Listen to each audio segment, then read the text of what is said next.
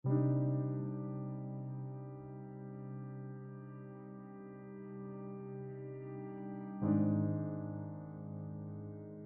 sebuah ruang hampa yang kita sebut peradaban, ada sebuah cerita yang tidak pernah terdengar. Ia bukan berasal dari mulut, melainkan dari retakan identitas yang terus dipaksa untuk hancur dan dibentuk ulang. Kita menyebutnya kehidupan sosial. Namun bagi jiwa yang jujur, itu adalah sebuah penghakiman. Mari kita tarik mundur sejauh 10.000 tahun ke belakang. Bayangkan kau berdiri di tengah padang rumput yang luas, dikelilingi oleh kegelapan dan taring pemangsa. Di sana ada hukum yang mutlak, bersama atau mati. Otak kita, organ yang kita banggakan sebagai puncak kecerdasan, sebenarnya adalah sebuah perangkat pengecut yang masih terjebak di zaman batu. Ia membawa trauma leluhur. Ketika rekan satu suku menatapmu dengan sinis karena kau gagal membawa buruan, otakmu tidak memprosesnya sebagai kritik konstruktif. Ia memprosesnya sebagai hukuman. Bagi manusia purba, pengucilan adalah sebuah hukuman sosial. Dibuang dari kelompok berarti menjadi santapan hina atau mati kelaparan dalam kedinginan. Itulah alasan mengapa hingga hari ini kau merasa tidak nyaman saat seseorang memberikan komentar negatif di media sosial. Otakmu yang kuno itu berteriak, kau akan mati sendirian di hutan. Padahal kau hanya sedang rebahan sambil memegang ponsel dan scrolling media sosial. Kita adalah budak dari insting bertahan hidup yang sudah kadaluarsa.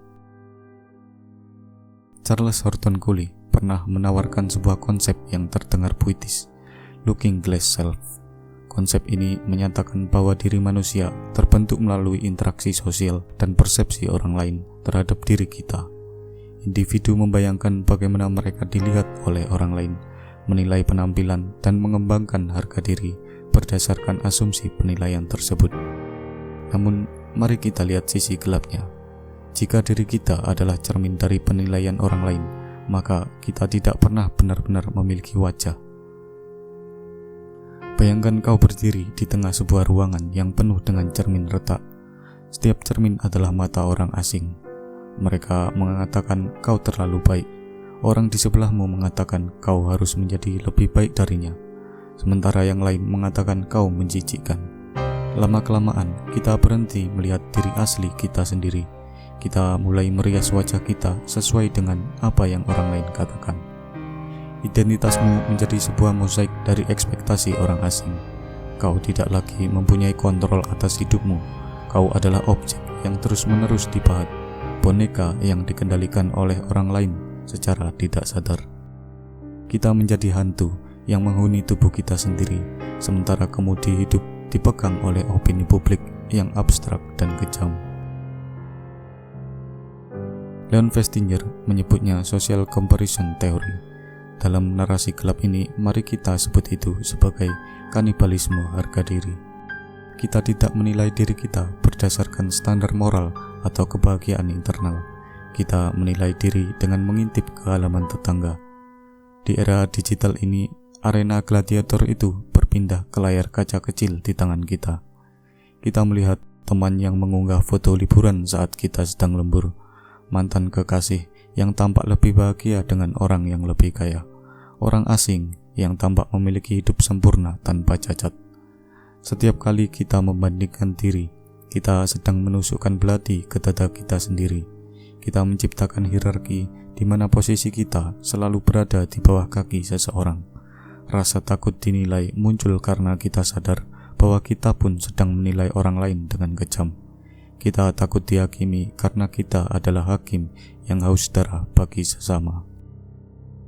Inilah lelucon yang paling gelap dari alam semesta. Kau tersiksa setengah mati memikirkan bajumu yang berbeda dari tren. Orang di sebelahmu sedang tersiksa setengah mati memikirkan jerawat di dahinya. Sementara yang lain tersiksa karena terlalu malu menggunakan Android murah. Fenomena spotlight effect adalah narsisme yang menyamar sebagai rasa malu. Kita merasa menjadi pusat semesta, seolah-olah setiap pasang mata sedang memperhatikan setiap langkah kita. Faktanya, semua orang juga sedang sibuk merawat luka narsistik mereka sendiri. Kita menghabiskan ribuan jam untuk membangun citra bagi penonton yang sebenarnya sedang tertidur atau sedang sibuk bercermin. Kita adalah aktor yang melakukan monolog di atas panggung yang gelap, berteriak meminta validasi kepada kursi-kursi kosong. Ini adalah kesepian yang paling murni, tersiksa oleh penilaian orang-orang yang bahkan tidak mengingat nama kita 5 menit setelah kita berlalu. Lalu sampailah kita pada babak terakhir. Ketakutan itu akhirnya menang. Ia tidak lagi hanya menjadi pengingat, tapi menjadi diktator. Kau mulai membunuh bagian-bagian dari dirimu yang dianggap tidak layak oleh pasar sosial. Kau membunuh bakat senimu karena tidak menghasilkan uang. Kau membunuh opinimu yang jujur itu karena tidak sopan. Kau membunuh gaya berpakaianmu karena terlalu aneh. Setiap kali kita menyesuaikan diri demi diterima, satu bagian dari diri kita mati dan dikuburkan. Hingga suatu hari kita bercermin dan tidak lagi melihat siapa-siapa. Yang ada hanyalah sebuah manekin sosial yang memakai baju bermerek, berbicara dengan kata-kata template, dan memiliki senyum yang semuanya sudah diatur berdasarkan opini publik. Tragedi terbesar manusia bukanlah kegagalan, kemiskinan, atau kematian fisik. Tragedi terbesar adalah ketika kita berhasil memenangkan hati semua orang, namun harus kehilangan diri kita sendiri sebagai bayarannya. Kita berjalan di atas bumi seperti zombie, mayat hidup yang ditopang oleh like dan pujian. Kita diterima oleh dunia, namun menjadi orang asing bagi jiwa kita sendiri. Pada akhirnya, ketika nafas terakhir itu datang, orang-orang yang penilainya kita takuti itu akan melanjutkan hidup mereka, sementara kita mati tanpa pernah benar-benar sempat untuk hidup. Pertanyaannya sekarang adalah, apakah kita akan terus merawat topeng itu sampai retak, atau berani menghancurkannya sekarang dan membiarkan dunia melihat monster indah yang ada di baliknya? Terima kasih.